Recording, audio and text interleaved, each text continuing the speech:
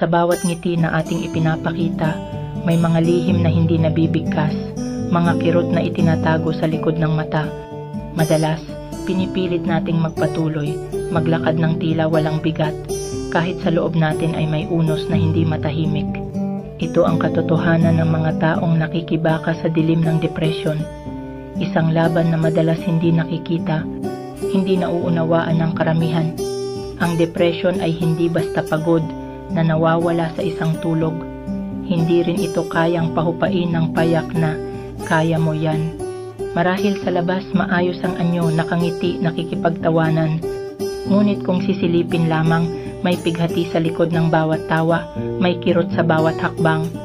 Ito ay isang paanyaya sa inyong lahat. Bago humusga o magbitiw ng mga salitang hindi ninyo batid ang bigat, subukang magbigay ng kaunting pag-unawa, makinig ng may pusong bukas, at maramdaman ang panawagan ng mga taong hindi nag-iisa sa labang ito.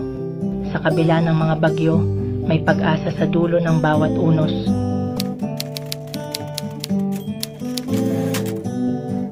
Hindi ito simpleng bagay na tila ba kaya mong tanggalin sa isang iglap.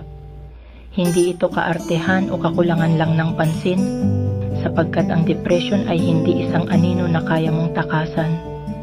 Sa bawat ngiti, may mga sugat na hindi mo kita. Sa bawat tawa may mga luha na sa loob tumutulo.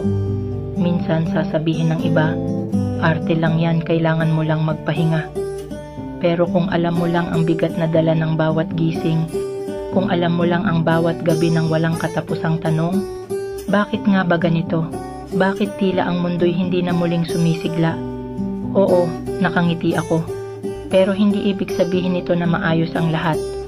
Nakakatawa nga minsan, di ba? Kasi kahit pagod na, tuloy lang ang laban, walang tigil, walang pahinga. Sa loob, tila may bagyo na hindi matahimik, pero sa labas parang lahat ay kalmado, tahimik. At para sa inyo na hindi pa naranasan, huwag nyo sanang sukatin ang lakas na wala kayo.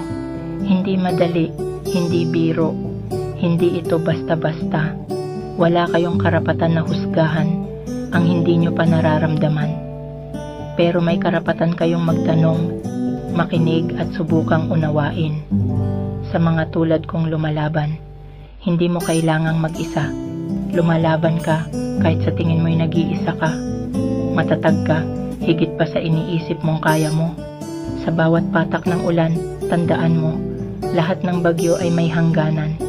Hindi ka talo kahit gaano kabigat. Hindi ka mag-isa sa laban. At tandaan mo, sa likod ng bawat ngiti, may pag-asa pang hinihintay.